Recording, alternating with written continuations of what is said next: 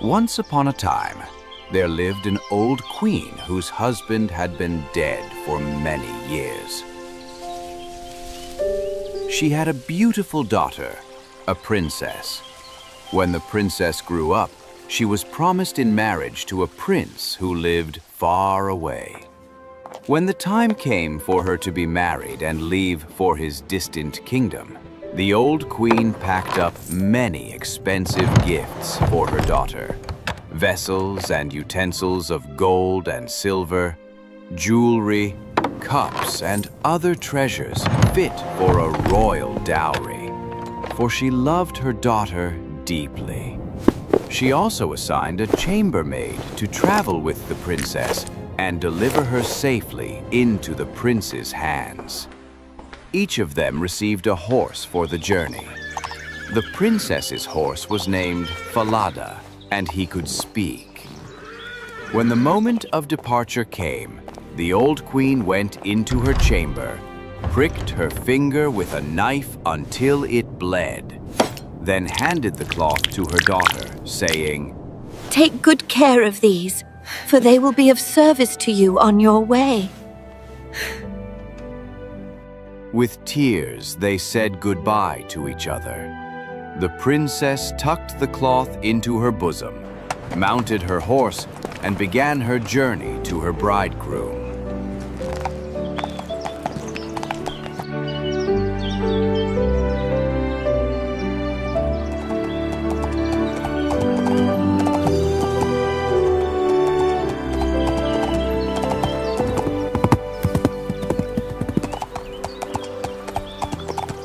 After riding for a while, she became terribly thirsty. She asked her chambermaid to fetch her some water from a nearby brook.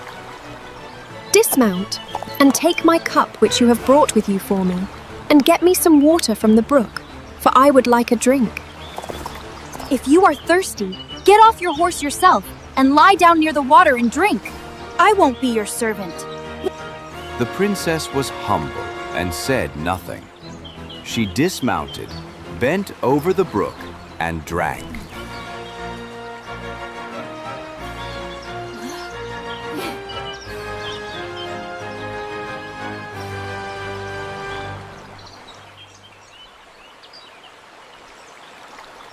Oh, Lord. If this your mother knew, her heart would break in two.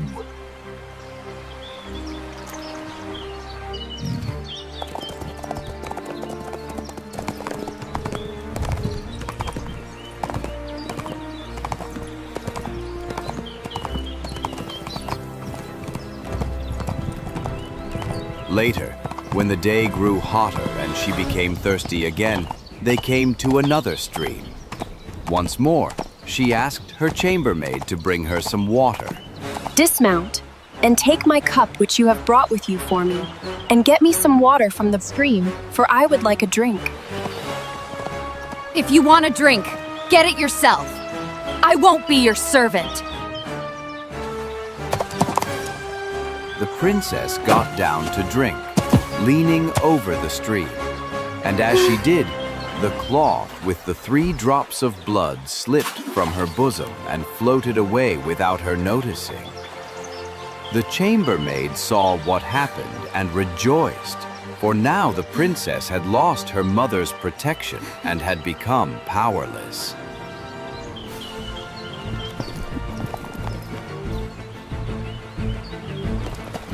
I belong on Falada. You belong on my nag. With harsh words, the chambermaid ordered the princess to take off her royal clothes and put on her maid's shabby garments. Take off your royal gown and give it to me now.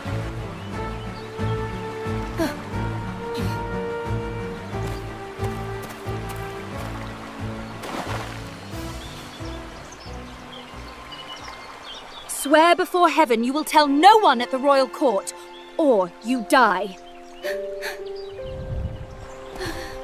I swear, I will tell no one. Falada saw everything and remembered it well. Then the false bride, the chambermaid, mounted Falada, while the true princess had to ride the maid's poor horse. They continued their journey until they finally reached the royal palace. There was great celebration upon their arrival. The prince hurried to meet them, lifted the false bride from her horse, and took her upstairs, thinking she was his promised bride. The true princess was left standing below in the courtyard.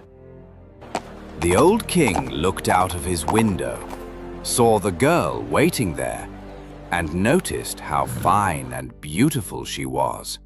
Curious, he went to the bride's chamber and asked who the girl was. Forgive my curiosity, princess, but who is the fair maiden that you rode in with? I picked her up on my way for a companion. Give the girl some work to do, so she won't stand idly by. I have a little boy who tends the geese. She can help him. The false bride feared that Falada might reveal her secret, so she demanded that the talking horse be killed. Dearest husband, I beg you to do me a favor. I will do so gladly. Then sent for the knacker, and have the head of the horse which I rode here cut off, for it angered me on the way. Most certainly. And so it happened that Falada had to die. The true princess heard about this and secretly promised the knacker a piece of gold if he would do her a small favor. There was a large dark gateway in town, through which she had to pass every morning and evening while driving the geese. She asked the knacker's helper to nail Falada's head beneath the gateway so she could see him each day. The man agreed, cut off Falada's head, and nailed it firmly beneath the archway. The next morning, when she and Conrad, the goose boy, drove the flock beneath the gate, she said sadly, Alas, Falada, hanging there. Alas, young queen, passing by, if this your mother knew, her heart would break in two. Then they went out to the meadow with their geese. When they sat down, the princess unbound her golden hair. Conrad was amazed by how it shone and wanted to pluck a few strands. Blow, wind, blow. Take Conrad's hat and make him chase it until I have braided my hair and tied it up again.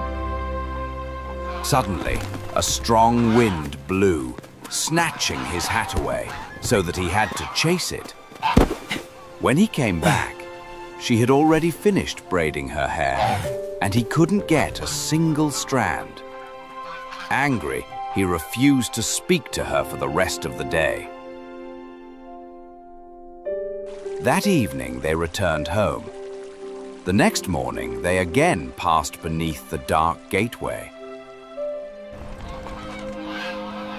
Alas, Falada, hanging there. Alas, young queen, passing by, if this your mother knew, her heart would break in two. In the meadow, she sat down once more and began to comb her hair. Conrad tried again to grab some. Blow, wind, blow. Take Conrad's hat and make him chase it until I have braided my hair and tied it up again. The wind immediately blew off his hat, and Conrad had to run after it. By the time he returned, she had finished.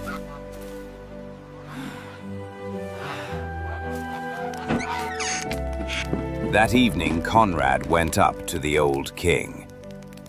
I won't tend geese with that girl any longer.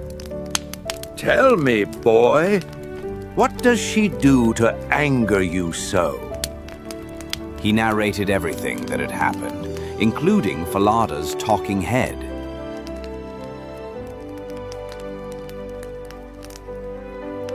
See? That is why I cannot bear her. The old king told him to take out the flock again the next day. Early the next morning, the king hid behind the gateway and saw the girl speak to Falada's head. Then he followed her out to the field and hid in a thicket, watching her as she sat down and combed her shining hair. When she said the rhyme, the wind blew Conrad's hat away just as before. The king saw and heard everything, then quietly returned home. That evening, when the girl came back, he called her aside and gently questioned her. Why do you do these things? I am not allowed to tell you, nor reveal my sorrows to any human being, for I have sworn under the open heaven. He pressed her again and again, but she remained silent. Come with me. If you will not tell me anything, then tell your sorrows to the iron stove there. Here I sit, abandoned by the whole world, although I am the daughter of a king. A chambermaid forced me to take off my royal clothes, and she has taken my place with my bridegroom. Now I have to do common work as a goose girl. If my mother knew this, her heart would break in two. The old king was listening outside the stovepipe and heard every word. You may come out now. Then he had her dressed in royal clothes, and she looked breathtakingly beautiful.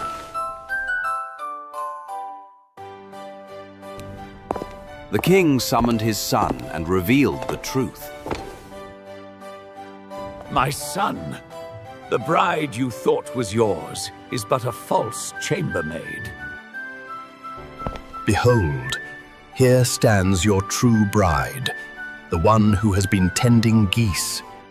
At last, my true bride.